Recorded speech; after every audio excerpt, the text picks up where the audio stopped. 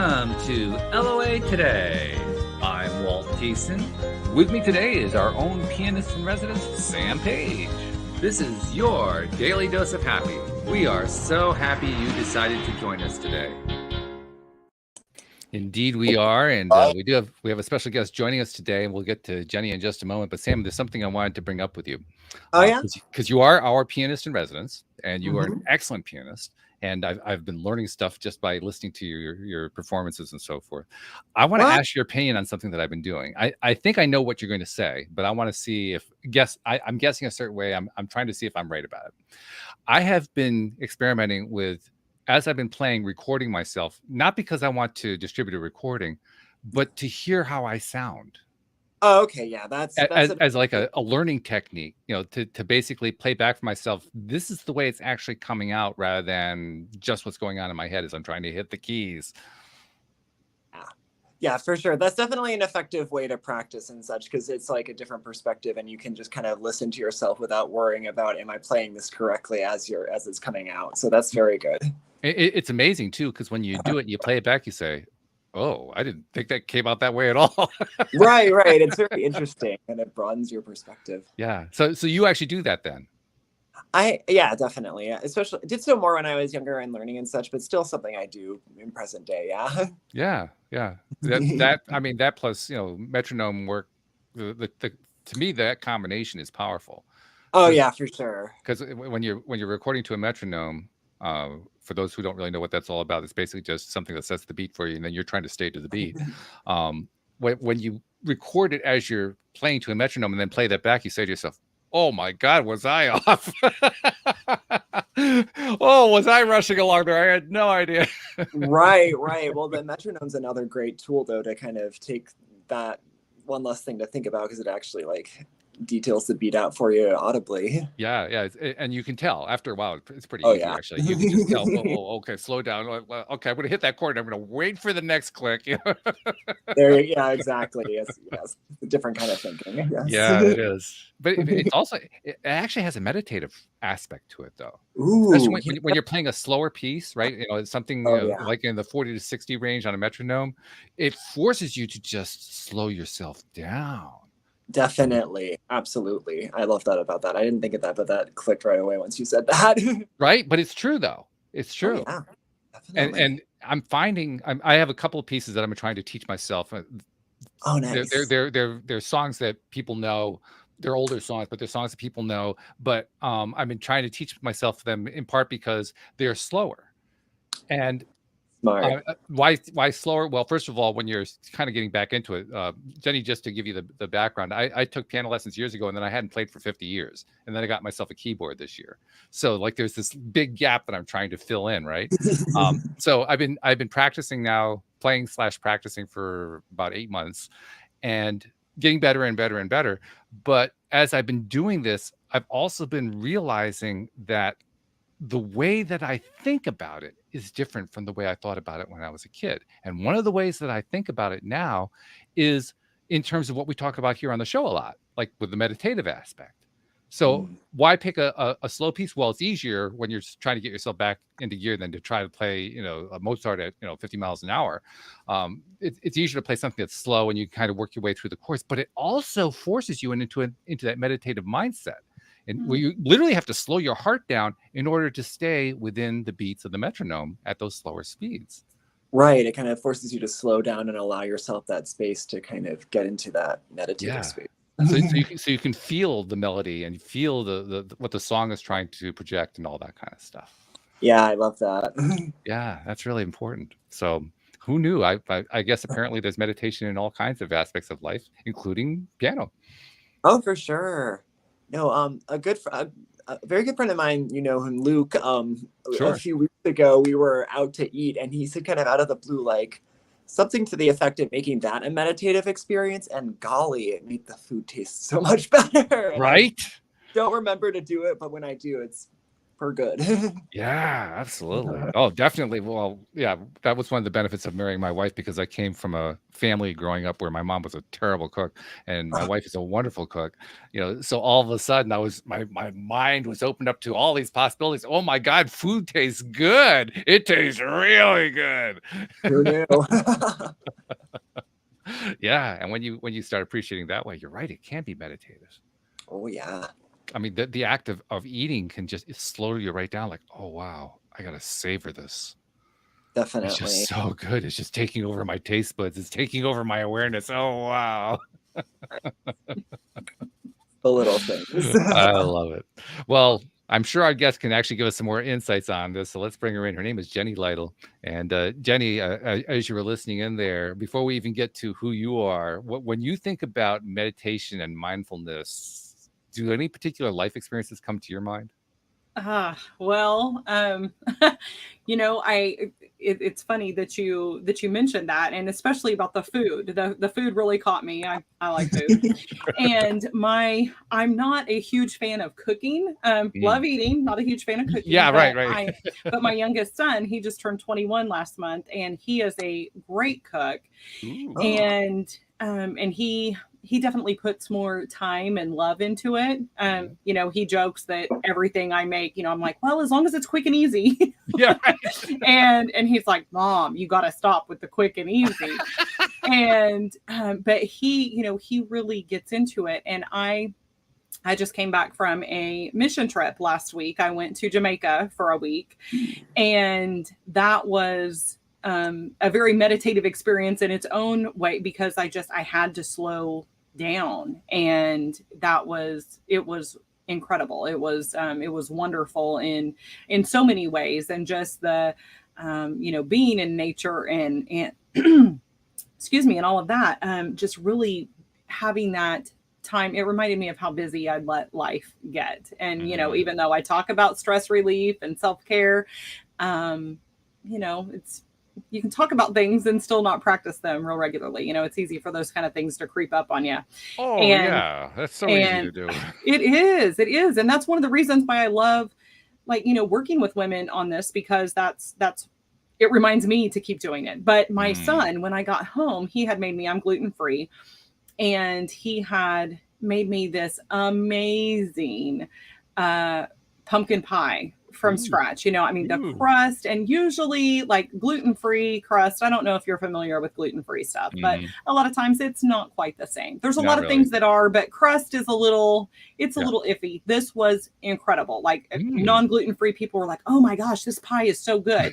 Not even realizing that it was gluten-free. And I was like, yeah, you're only getting a small piece because it's mine. But it was just such and I'm a nurse too. So I'm used to eating quick and when I can and all of that. And yes, it was definitely a pie to savor, and it was a very meditative experience. And he's planning on making a couple more, and I kind of wish he wouldn't, because I can't say no to them. That is fair. They're so good. They're so good. So now, yes, I am totally, the whole time you were talking, I'm thinking about pumpkin pie. Yeah. Understandable. Yeah. Excellent. But I love that you're, I mean, it sounds like Sam, you're definitely quite the musician, and Walt, really that is. you're revisiting, things from your childhood, and just that, yeah, it's, sometimes that's so different than when we were younger. I'm finding it, unlike when I was a child, it's very relaxing now. And when you're a child, you have the stress of piano lessons. You got to please the teacher, and your parents are paying for you. You got to please the parents and all this other stuff. That doesn't apply anymore. And now I'm sitting down to my keyboard like 5-6 days a week. When I was a kid, that was getting me to sit down that often was hard. Now it's like, please, how quickly can I get there? It's a different experience. Well, that's great. That's great. And, and especially because it's something that you're really enjoying and looking forward to. And just, I mean, it sounds like you're experiencing it kind of very, very holistically, not just the music part of it, but you're really, kind of going deep into that. That's awesome. Yeah. I'm trying to get to the point that I can do what what Sam does really well. He's a fabulous improviser. Oh yeah. You just put him in front of a keyboard, and all of a sudden stuff starts to flow out of his fingers. It's amazing. So cool. Yeah. It's very cool. Thank you. Yeah, no, that's most of the time I play is just kind of making it up as I go, and I enjoy that. Which is what a typical musician does. He kind of downplays it, but I don't know if you realize just how beautiful it is, the stuff that comes out, and you're just going with whatever you're feeling at that moment. But the skill there is being able to translate what you're feeling through your fingertips. That does take some practice to do that. Definitely, and I think that aspect of it's evolved just with my whole like growth, spiritual Taya journey, whatever you want to call it. Mm-hmm. Mm-hmm. Sure, yeah, because when you develop one, you're going to be developing the other. They just go together. Indeed. Yeah. So, Jenny, you mentioned that you were a nurse. You're actually a hospice nurse, and Yes. and then you decided to move into stress relief and self-care, as a coach, and you also have your own podcast where you're also talking about helping women and caregivers with their own stuff. How did that transition happen? I mean, what is it? Was there something about hospice that made you say, "I want to go this direction"? Yes, ish. So, Yes. so I have been a nurse for 28 years this month. Wow. I know, isn't that amazing? I mean, Yeah. how can that be when I'm only like 32? But Love it. but for 16 of those, I have worked in hospice and end of life care. And it was something that I kind of fell into. My best friend's dad at the time, he was diagnosed with terminal cancer, and he came home and was, given 2 weeks to live at one point, and came home on hospice. And I knew of hospice, but I thought that it was, that it was only for cancer patients, and it was for somebody that was, dying right then. Mm-hmm. And they were a pretty non-medical family. Mm-hmm. And so I just kind of stayed there for those couple of weeks. And in retrospect, like now that I know what I know, it really wasn't a incredible hospice experience. But to me, I was just like, wow, this is so cool that he's able to, be here and be at home and be surrounded by people and, and still go out on the porch and smoke because he was a smoker. And, I mean, what difference does it make, in those last couple of weeks? And so it was just such a cool thing to be able to see that and see, because I'd worked primarily in like nursing homes and things like that. And so I very shortly afterwards applied and got hired at the hospice agency that he had services through. Mm-hmm. And I loved what I did. It was the first time that I had really loved nursing. Nice. And I was a good hospice nurse, but I had horrible boundaries, and I gave like all of myself to work. And at the time we had 6 kids at home, and being a wife, being a mom, that's hard. And there's not a lot of, kids don't often tell you how wonderful you are when you're parenting them, Funny how that works. Yeah. I know, right? And so it was very easy to go to work and kind of dedicate everything to that, because everybody told me how great I was and how helpful I was. And so it very much became my identity. And I felt like, I was able to justify that because, these people were dying, and so they only had a limited amount of time, and I had all of this time with my kids. And so I had started when the youngest 2 were, I had been home with them, and then they ended up going into preschool and daycare for the first time so that I could start there. And I knew that, I'd done a variety of different things there at my hospice company, and there were a lot of things that had changed, and it wasn't as rewarding, as fulfilling as it had been. There were some things that, that I didn't necessarily completely agree with. But the patient care was always great. And so I was able to kind of, stay there. But it really got to a point where I realized that was not what I was meant to be doing anymore. That's interesting. Let me just interrupt for a second. That's really interesting, because you start off with, wow, this is great, I'm loving it. And then you outgrew it. which Yes. is a good thing. That means that Right. you are a growing human being. Right. But how wonderful not only that you experienced and got to experience the thing that you loved, but you also got to experience, I'm ready to move on. Right. But at that time, like I knew I was ready to move on, but it was also very much like a family, you know, kind of a dysfunctional family. But I Okay. had started when it was a small company, and you know, I mean, some of my best friends were there, and it was tough to really make that decision to leave. But I realized that my kids that I had all this time with were getting ready to graduate from high school. And you know that I had missed a lot of that time, Yeah. and I knew something had to change. Okay. All right. So there were a number of factors going on, both Absolutely. for yourself and within your family, and Yes. often the two go together. Now, you Mhm. mentioned something very interesting in passing. I want to kind of return to it in terms of where you went with it, because you mentioned that you had very poor boundaries. I Mhm. know in order to become a coach, you can't stay in that state. You have to learn how to have good boundaries so you can help Mhm. other people with that kind of thing. But tell us a little bit about the journey, and specifically how you ended up gaining boundaries. Um, yeah, so yeah, you know, and people, there were some people that would point that out, and of course that would, you know, I didn't appreciate that at the time. You know, It's I no was fun when like, somebody else tells you, "No." right, right. It was like, oh no, no, you don't understand. You know, I'm Right, right. just really caring. Yes. But yeah, so you know, I got to the point where I was so tired and so burned out. And, you know, I gave so much of myself to work that, you know, that my family got the leftovers.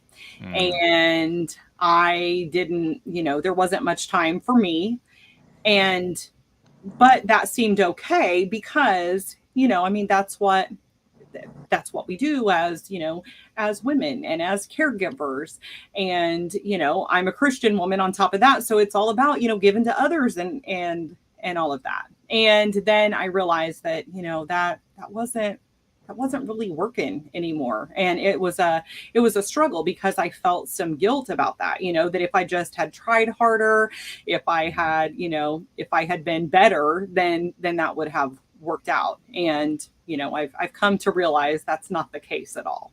it's interesting that you mentioned the gender side of it, because surely that's been something that has been pounded into our brains for generation after generation, and the modern generations, the current generations, are doing a lot to reverse that, but it still plays a big role. I Mm-hmm. mean, as much as progress has been made, it's still there. The generational curse of it, so to speak, continues, and Mm-hmm. it's going to take some time to basically have a lot of people work it out of their systems before the culture is going to have it worked out of its system. It's going to take some time. Mm-hmm.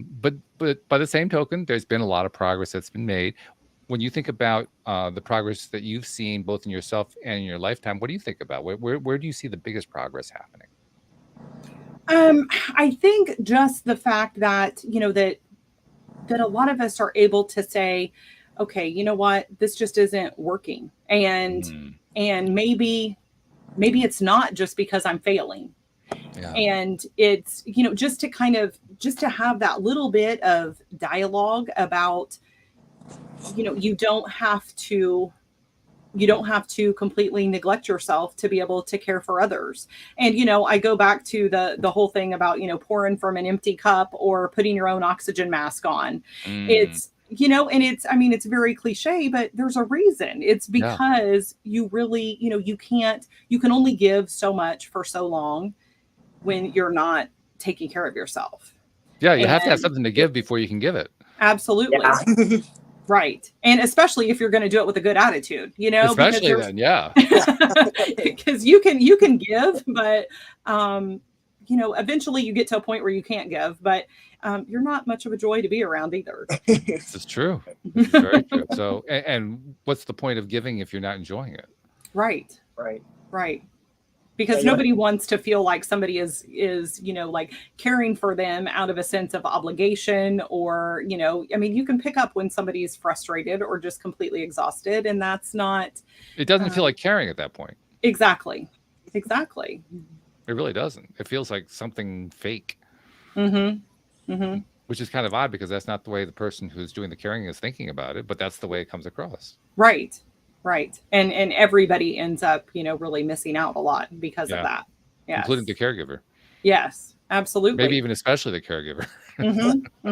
Because it's that same kind of feeling of, feeling of failure. It's feeling like, if I was only better at, whatever this was, then I wouldn't be feeling this way, or, and we compare ourselves to others so much too, that it's just, gosh, it's, because it always seems like everybody else has got it more together than we do. Never quite figured that one out, but yeah, that does seem to be the case.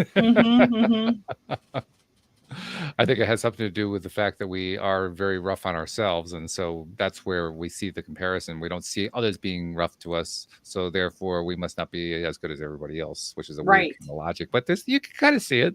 The logic is sort of there in a weird sense. Yeah. I've been listening to the audiobook version of Michael Singer's book, The Untethered Soul. And so I'm bringing that into conversations because I'm finding some interesting stuff that works in beautifully with what we talk about here. One of the things that's really been catching my attention is how he did a really nice job of simplifying the whole idea of that inner voice. Something that we talk about a lot, right? We talk about trying to regain connection with it. We talk about learning to trust, all that kind of stuff.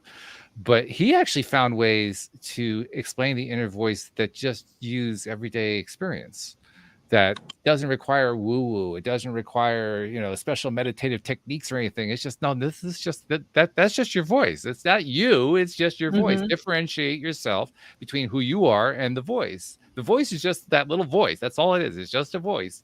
Don't worry about it. Don't get all upset about it. Don't feel like you have to react to it all the time. That's basically the message of the book. It's just a voice. It's not good. It's not bad. It's just a frigging voice, for goodness sake. Right. And we've all got it. Yeah. And I think sometimes it's a lot louder than others, and sometimes it's kind of quiet. But yes, we've all got that, and just I think that's a great point. Just being able to not overthink it too much. Yeah. Yeah, for sure. And that's what his approach does really nicely. It just grounds you in the idea of there's nothing mystical going on here. There's nothing magical going on. There's nothing unexplainable or confusing. It's just a voice. Don't need to give it any more attention than that. We don't need to give it any more labeling than that. We don't need to give it anything else. Just recognize that it's a little voice and it's just there. And you don't have to pay attention to it. You don't have to listen to it. You can listen to it if you want to. Just be careful, because it's not always going to lead you where you want to go. Right. But it's just a voice. It's all it is. And the reason I think that's important is that there's a differentiation that goes on here. There is that voice in the head, but there's also the voice in the heart. The voice in the heart gets harder. It's harder to hear at first. I had a lot of trouble finding that voice in the heart. I had, let me tell you, a lot of trouble. Like years worth of trouble, despite all the guests that I would talk to and the experts I would talk to who were helping me to, I just had a hard time making that connection. And to a certain extent, I'm still challenged with dealing with it, but I'm getting better at it. The things that I have found made a difference for me was learning what the differences are between the voice in the head and the voice in the heart, because they sound similar. They sound very, very similar. And I'm curious to know what your take is on how to differentiate. The one thing that I think made the biggest difference for me was when one of my co-hosts pointed out to me that the voice in the heart is the one that feels good. Yes. And that's kind of exactly what I was thinking. I feel like the voice that we get in our head is very much a voice of comparison, of shame, of judgmentalism, and all that stuff. Yeah, just all of those, shortcomings that we have. And, but that voice in our heart is more, it's just more compassionate, more loving, more supportive than the voice in our head that kind of, just won't shut up a lot of the time, but I think the voice in our heart is, it gives us space, and it's not that nonstop, berating or, things that make you second guess. It's just, sometimes it's just peace. And they, as opposed to that constant mental chatter that, And I think some of us have that too, you know, more than others, but. Oh yeah. Well, wow, my hand's up in the air. Here we go. Yes. I mean, you know, I just feel like I have this kind of, you know, nonstop and so it's, you know, kind of being able to tune that out sometimes and every now and then kind of check in and, you know, kind of see, okay, is there anything here that I need to give much thought to? And, you know, are there things that I can learn from that? But, you know, and kind of doing a little reprogramming there, but just not given, like you said, not giving it too much thought, too much time and attention. Yeah. That's really the best part of the secret, so to speak, of how to deal with a voice. You deal with it by just don't deal with it. Stop giving it the energy. That's a great point that Singer made too. He says the more energy you give to it, the more energized it becomes. Not surprisingly. Right. I mean, when you say it that way, it's like, oh, well, yeah, that's obvious. But right. We don't think, when we're dealing with it, we don't think about it in that way, right? We don't think about it in terms of, if I give this more attention, it's going to get stronger. No, we just, what's that voice? No. Hey, I take issue with that voice. No, voice. Well, I get what you're saying. Yeah, and you know, you're right. That's where you're giving it the energy. We don't think about that. Yeah, it's that whole what you focus on grows thing. Yeah. You know. Yeah, it's an amazing thing, but it also illustrates just how powerful we are. Absolutely. I agree. You know, it's our mindset is incredible. You know, when we focus on those things that we want to improve and start to talk to ourselves in a way that, you know, that, hey, maybe I can actually do that instead of beating ourselves up. You know, it just kind of smooths the path for that. And it doesn't mean that everything's always easy, but it just starts to really feel possible, you know, and that's something that I think anybody can do. But it does take some effort, some intentionality, some work, and definitely some practice, you know, I mean, like any skill, piano. Like piano. Yeah, absolutely. It's very true. I haven't gotten through the entire audiobook yet, so I'm not sure what comes at the end of it. But one thought that did come to my mind as I was listening to what he was saying is, it is possible to get the voice to shut up. There are a number of ways you can do that. I did it with mirror exercises. There are a number of ways you can do it. And I realized that what they all amount to, all the different techniques amount to, is gaining self-confidence and self-love. The more self-confident you are, the more self-loving you are, the less the voice talks, which is an odd thing. Yes. But I mean, isn't that beautiful? It is. I mean, just you know, something, we're going to be hearing something in our heads all the time. And we have the power to choose whether that's going to be primarily positive or primarily negative. Well, also, I mean, the kind of the point that I was making is, the more that we build the self-confidence, we actually can turn the voice off. I've been able to turn it off for long periods of time. And it comes back, it's like, oh my goodness, where have you been? And simply because I became more self-confident and more self-loving and more self-caring, which is that's right up your alley. You're all about the self-care. So let's talk about the self-care. Let's talk about some of the different ways, first of all, that people can be self-caring, as well as why it's so important to be self-caring. Okay. So you know, one of the most important things that I believe is to let go of the shoulds when it comes to self-care and, you know, the right things that are, you know, considered self-care, because some people think, you know, oh, well, I don't have time to go, you know, to go on vacation or to have, you know, a bubble bath or go for a massage. And those things are great. You know, I love them all, but that's not all that self-care is. And, you know, and I would argue that that's not even the biggest components of self-care. You know, I think that. So what are? So I think that, you know, it's different for you and for me. For you, maybe it's sitting down and playing the piano. And it sounds like it is, you know, that's something that you really look forward to. Yeah. And for me, you know, sometimes it's working a little bit longer. Sometimes it's taking a nap or going for a walk. You know, sometimes it is doing nothing by myself and, you know, just having that little bit of time. So I think that it's very individualized and that it's also something that we need to reevaluate. So something that maybe was, that I enjoyed doing 2 years ago, or even last week, my life may be different right now. And so I may need something different, and that's okay.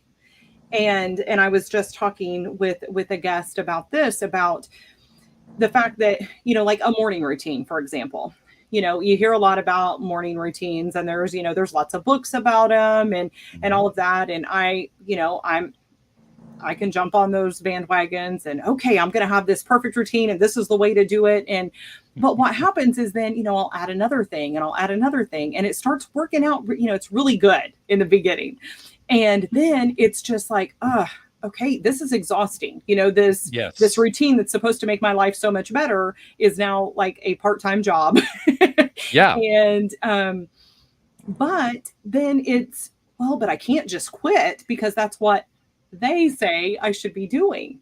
And so it's having that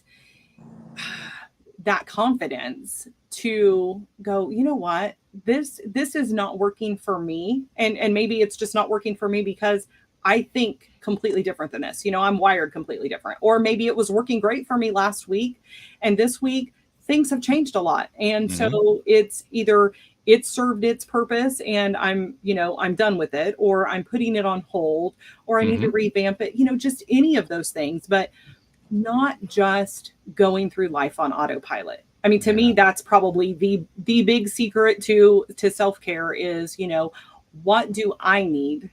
And then intentionally reevaluating that, because things change, and, things that worked well, for me in the past at a particular, time in my life may not continue to work, and that's okay. And not feeling like a failure if I need to change it up, not feeling like I'm doing something wrong.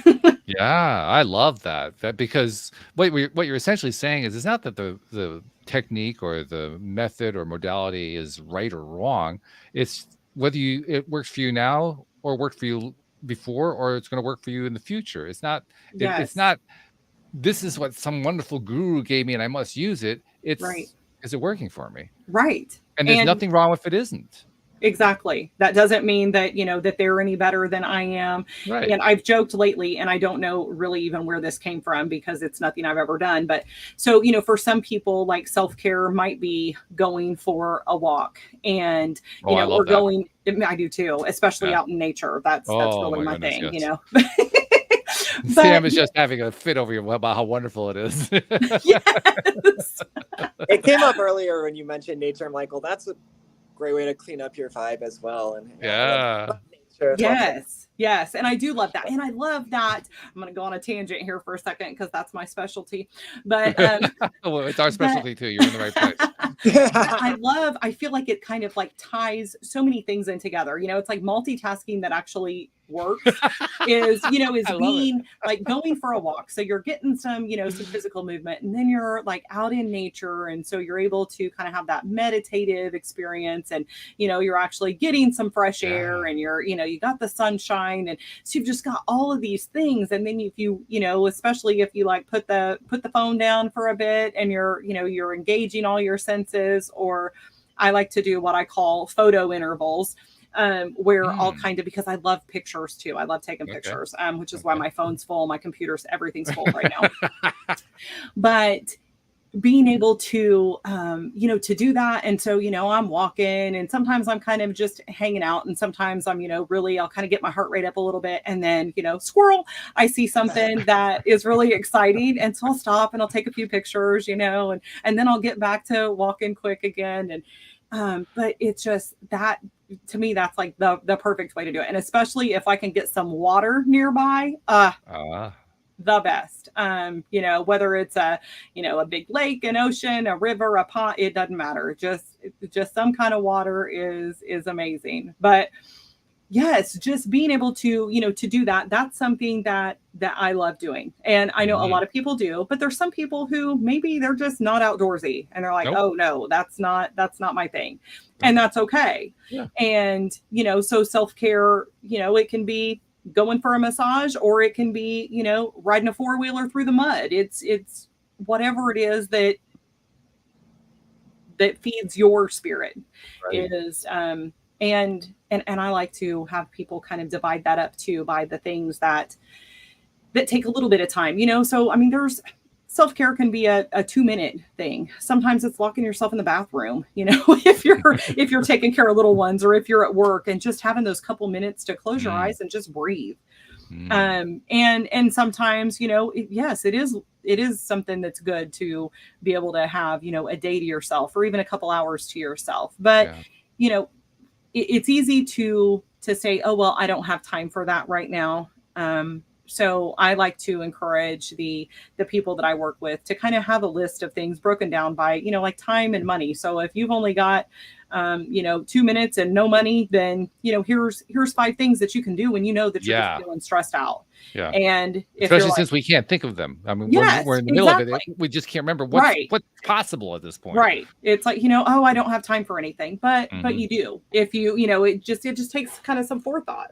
Yeah, I love that. I especially love the way you were describing the walk, in that you were describing it in terms of presence. Everything was how you were present with, you know, you're on the fast part of the walk, and then there's the squirrel, and then there's the taking of the pictures, and it's all right there in the now. You didn't actually say it that way, but that's what it amounted to. Exactly. Which is that's the essence of self-care. Being right now. Right where I am. With me. Yes. And that, I feel like, is such a challenge for so many of us, like, you know, me. It's just, we have so many things going on all the time. There's so many things that are constantly competing for our attention. And just, you know, sometimes just slowing down and, you know, not listening to music, not learning something, not listening to a podcast. Love a good podcast. But, you know, sometimes we just need nothing. And that can be uncomfortable at first too. Yeah. I had a day, actually it was yesterday, now that I think about it, where I was dealing with stresses and not dealing with them very well in the morning. And my wife was actually trying to help me out, because there's been some ongoing stuff. And they're like, I want to help you get in a better space. I was basically pushing her away, saying, no, I need, blah, blah, blah, blah, blah. You know? And I kind of, there was a part of me that was listening to her, because she, first of all, gives great advice. That's one of the nice things about being married to a former psychotherapist. You learn lots of great stuff that way. But besides all that, there was also the other part of my mind that said, do you realize what you're saying? Do you realize what you're doing to yourself? Not only how you're reacting to her, how you're reacting to yourself.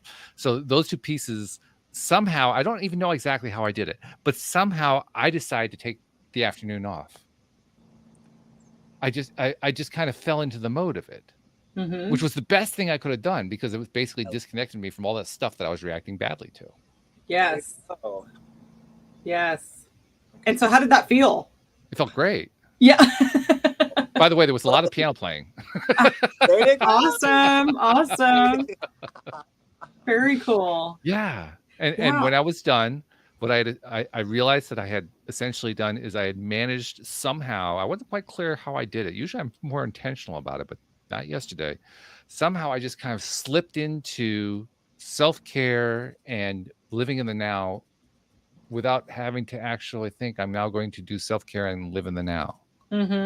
I think that's the product of just, you know, practicing over and over again. Yes, absolutely. And I agree. I think that, you know, there's things that, I mean, I still fall into those same, you know, I realize that I've gotten overbooked and I've gotten too busy, and, you know, I fall into that too. I just recognize it more quickly, and I'm able to pull myself back more quickly. And, you know, and it's come with practice. It's come with a lot of work and a lot of intention. And then, you know, I mean, it's kind of my natural state to, you know, I want to do everything right now.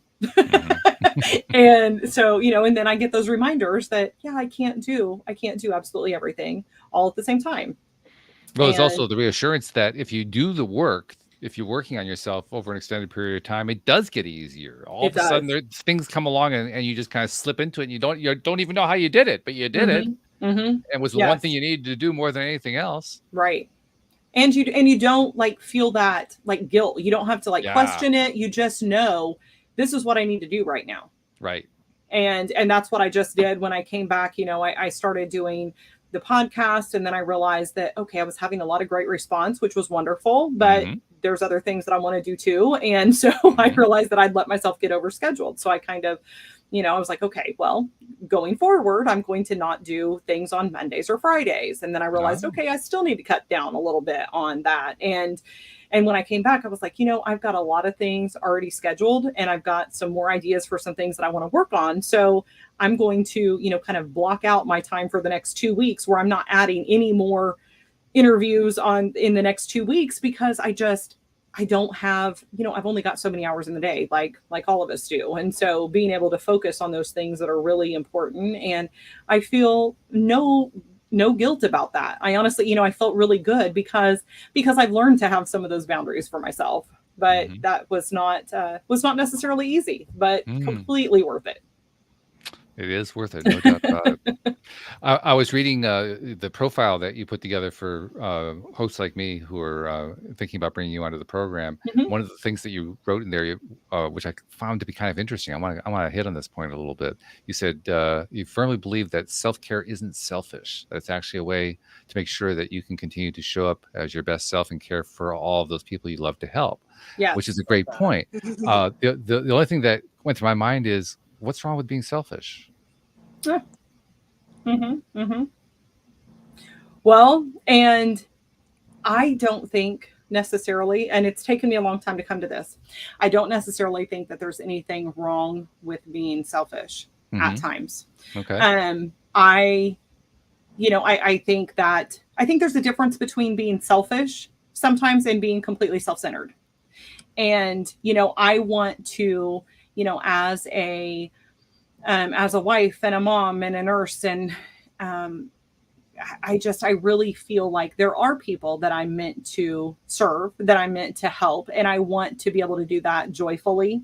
And I know that the only way that I can do that is by focusing on myself part of the time. And a big part of that was my mom. My mom was very much a giving, would do anything for anybody except herself kind of person. Yeah. She did, she had health issues. She did not take care of herself, and she died suddenly, early 4 years ago. And I believe that a lot of that was due to a lack of self-care. And that really, I was already on this journey, but that just really solidified that for me even more, because maybe if she would have taken care of herself at least a little part of the time, then she'd still be here.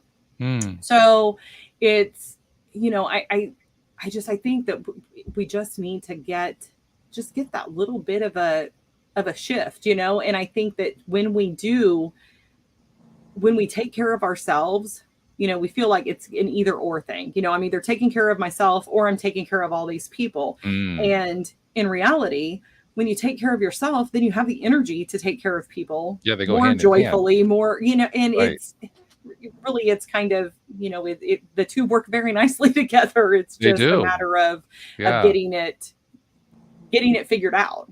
So, and that's what I like helping women with, is so it's not such a daunting task. I kind of created a framework based on my own experiences and the nursing process, and, and pulled together this framework for helping people to get true transformation, not just a quick fix. And it's not something that is immediate, but it is something that's very doable in terms of, figuring out what it is that really matters to you, and what's important at this stage in your life. Because, again, like we've talked about, that can look very different. It's different when you have, if you have little children at home, or if you're, young and single yourself, versus when, if you're somebody that's, married and maybe you have grown children and grandchildren and all of that, your life's going to be different. So why not reevaluate that? But a lot of times we don't. We just, kind of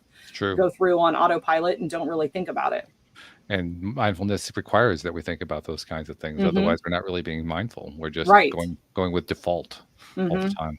This is reminding me of a conversation that I had with a co-host, an ex-co-host that Sam will recognize very well. Many of my listeners will recognize her as well because she was on for so many years. Her name's Cindy Chavez, and Cindy and I had a conversation one day where we were talking in the context of if you're trying to leverage the law of attraction to get what you want in your life, what are some of the things you need to do? And she was making the point, one of the things you need to do is you need to learn how to receive stuff. Because if you can't receive it, you can't actually attract stuff the way you want to attract it. And the wonderful example she gave is of going to lunch with somebody. And at the end of the lunch, the person you're at lunch with picks up the check and says, "I got this." And you say, "Oh, no, I've got that." Because you can't allow the other person to give you the gift of a lunch. Mm-hmm. And when she recognized that was going on, she realized she had to not only let the other person get the lunch ticket, but appreciate it and say thank you. And whoa, I'm so glad you bought lunch for me, so that you can be in a receptive mode. If you're constantly giving without being able to receive, you're cutting yourself off from half the joy of life. That's a great point. And I've never heard it put that simply, really, but that's a great way to look at that. Yeah. Well, now I'm ready for somebody to buy me lunch. How can you truly give until you know how to receive? Right. And how can you truly receive until you know how to give? They work hand in hand. Mm-hmm.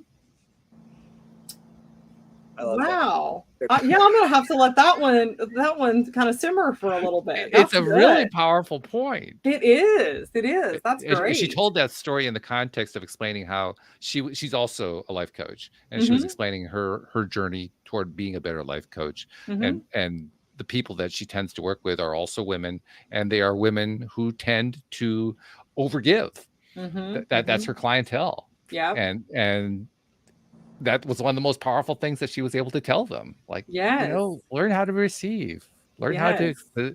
How good are you accepting a compliment, for instance? How many people, when they're given a compliment, say, "Oh, well, that's nothing." Right. And and that is something that I have, again, with work, that I've gotten better at, because I know. I read some things, years ago that was kind of talking about that. And it was, so many people will do that when it comes to, "Oh, your hair looks good today. Oh, well, I haven't washed it in 2 weeks." And it's like,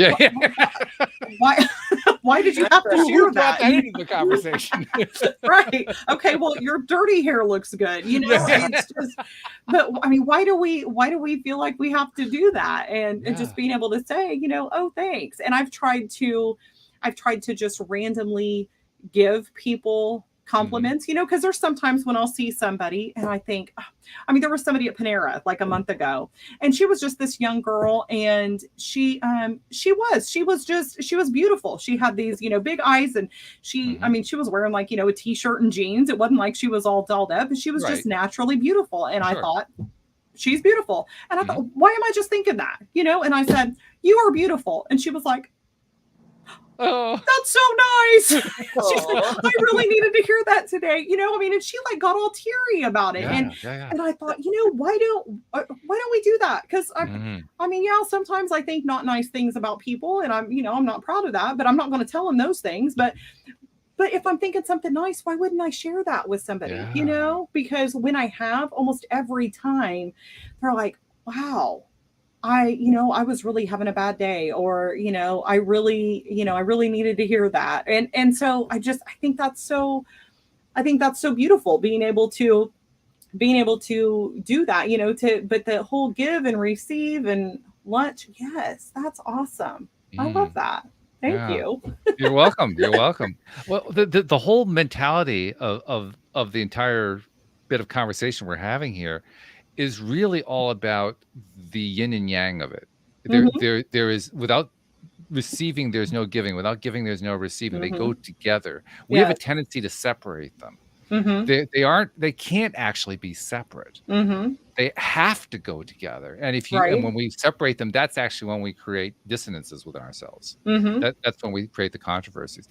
On the other hand, the thing that is like the brighter side of it is, the more that we learn to recognize this stuff, the less we have to use I'll call them staged practices. the various modalities and practices, and why don't you try doing doing the affirmations, do the journaling, do the nothing wrong with all those things. They're all great, but it's also so much cleaner when we can just incorporate something into our lives on a regular basis. And one of the easiest things to do is to appreciate something, because what that does is it starts to do that retraining that we're trying to use the journaling for, or the affirmations for, or the appreciation. It's just right there. We're just doing it right there in the context of life. Right. I honestly believe that's actually going to be more powerful than the processes. That's a great point too, Walt. And I think that, like you were talking about the whole thing with, you have to, to give, to receive. And I think that's the same with, in order to be able to care for others, you have to care for yourself. It's that same duality, you can, it's not nearly as effective if you're only doing one of those things. It really isn't. Yeah. But when you combine the two together, oh my God, that has like a multiplying effect. Absolutely. Yes. Right. Yes. Yeah. In ways that we don't even know when we're doing it. It's like, a half hour later, we realize, there was something else that came out of it. And sometimes we don't even realize it. Sometimes it's somebody else who realizes something happened and they don't even know where it came from. But it's because we connected the giving and the receiving. We made them both part of the same function. Right. I know I've been doing this specifically. You mentioned Panera. I've been doing it specifically when Louise and I go out to dinner. We'll be in the restaurant, and I've been going out of my way to really appreciate whoever's serving us. It's amazing what a difference that makes.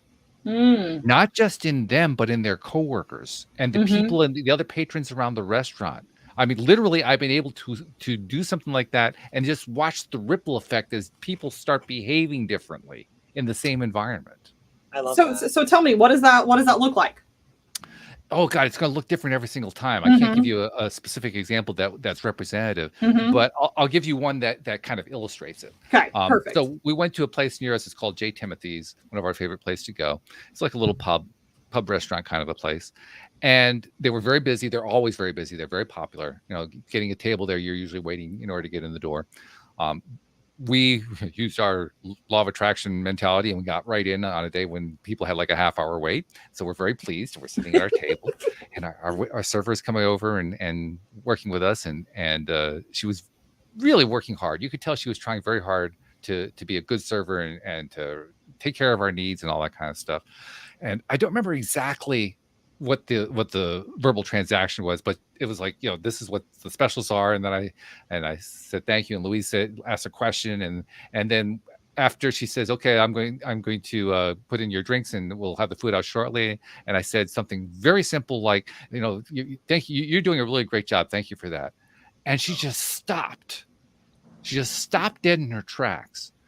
And wow, thank you. It's like nobody ever said that to her. That was the reaction. Nobody ever said that to her.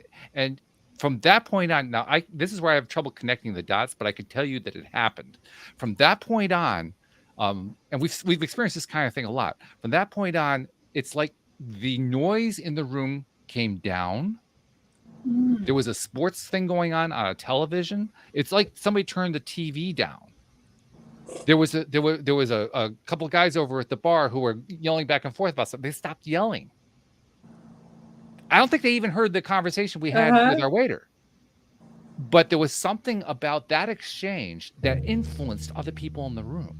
And the whole mood of the room shifted. It was still energized. There was still a lot of stuff going on. But you could just tell the whole mood just changed. That is very interesting because I do some of that first step, but I never have paid any attention beyond that. Now I want to go eat somewhere so that I can try. Yeah, try. It's really interesting to see what happens. All it takes is doing something that gets somebody else to react in an unusual way, a way that they don't normally like. Oh wow, nobody's ever said that to me. Yeah, and the vibrational effect you can if you have to pay attention. It's not always obvious, but if you pay attention, you can see all of a sudden somebody else is doing something that is different from what they were doing before. It's really interesting to watch. Well, and it's a skill too. You have to kind of look for it. Like maybe the first few times you try it, you don't really see anything. Like nothing really changed. So you have to kind of build up your awareness for it. Okay. But when you do, especially if you can, like, double or triple it, where you do it with one server, like the server, you do it with a server, and then the person who brings the food, you do it with the person who brought the food. You do it 2 or 3 times, and then watch what happens. It's really interesting. Well, I'm looking forward to that now. And not just restaurants. You can do that anywhere. You can do it in the grocery store. Anywhere that you are, it doesn't make any difference. My wife likes to do it with little kids in line at the grocery store. Oh, I love that. She's really good at that. I still don't quite know how she does this, but there can be a kid who's fussing in the cart while the mom is trying to pay the bill, right? And Louise will just look at the kid, and it doesn't matter what direction the kid's looking. The kid will snap his head around and look at Louise, because here's a big person who's giving attention. And the crying stops, and there's the look of awe on the face, like, what's going on here? And then the mom calms down, and then the clerk calms down, and then the whole scene changes just because my wife took the time to notice a 2-year-old or a 1-year-old or whatever it was. It's amazing. I love that. And she's so good at it. That's the part that really blows my mind. I mean, literally, it takes no work at all. All she does is give her attention, and I wish I got to capture it on film sometime. I got to capture it on a camera where she does it, and the kid's head literally snaps around to her in the mid-cry. He's cry, snap. It's like that. Wow. It's really amazing. Fabulous. Just freaking amazing. Yeah. So, well, thank you for sharing that. Yeah, I don't know why I even thought of that, but I guess it just goes to show just how powerful appreciation really is. Yeah. We just don't notice it. Right. Yeah. Oh, my goodness. Well, as usual, we have flown through an hour. It's just like, where did the time go? But we can't let you go just yet. We got to get some information from you. So tell people we were talking before the show, actually. You have a little booklet that you call 7 Days to Less Stress. Tell people about that and how they can get a hold of that. Yes. So I just put the finishing touches on that a couple of weeks ago, and it's just a nice, concise way to be able to figure out, hey, how I know that I want to decrease my stress some. I know that maybe I want to kind of look at how to incorporate some self-care, but I don't even really know where to start. And so it's a practical, work through it in half an hour, divide it up a little bit if you have to. And there's also a sneak peek of a couple of planner pages that there's going to be a planner coming out before too long. So there's a couple pages with that too. So, and yes, and you can go and get that by going to jennylytle.com/guide. All right, so we'll make sure we include a link in the show notes. I think you've also started to answer the second question, which is how do they reach out to Jenny Lytle? That's part of the answer, isn't it? Go to jennylytle.com. It is, yes. And you can get the guide, and then you'll keep up to date on some things that are coming up. And also, if you're wanting to just have a conversation and just kind of talk over, hey, here's kind of where I'm struggling with things. I do complimentary consultations, and if you just go to jennylytle.com and then just click work with Jenny, and there'll be a little consultation button there, and of course that is that's free of charge. So, and you can reach out to me on social media. I'm on Facebook. It's Jenny Lytle. Everything's either Jenny Lytle or Jenny Lytle RN, or Becoming Your Best with Jenny Lytle RN if you're looking for like my Facebook business page. So Sam, I'd say she made it about as easy as you can make it. You put everything around Jenny Lytle, right? Working perfect. Simple. So yeah, really good. So thank you much for joining us. Oh, and by the way, too, on behalf of those people who you have touched with your podcast, with your writings and so forth, who you'll never see, you'll never meet, I want to thank you for what you do on their behalf, because that's a form of gratitude we don't hear and we need to hear, because all of us who are in this space of being helpful to others, we need to hear this more often. So that's why I want to thank you for what you've been doing and what you continue to do for all those people that you'll never meet them, you'll never see them, but you've helped them in ways that are countless. Well, thank you so much. I really appreciate that. And thank you both for being here and giving me this opportunity and making it so comfortable. I was a little nervous about the whole live stream thing. You were great. You made it nice and easy. So thank you so much for what you're doing and everything you're putting out there. Thank you so much. We really appreciate that. And you know what I appreciate most of all, Jenny? What? I appreciate my podcast listeners. So thank you everybody who's listening, because you guys, you make this so worthwhile to do. We'll see you all next time here on LOA Today. Goodbye, everybody.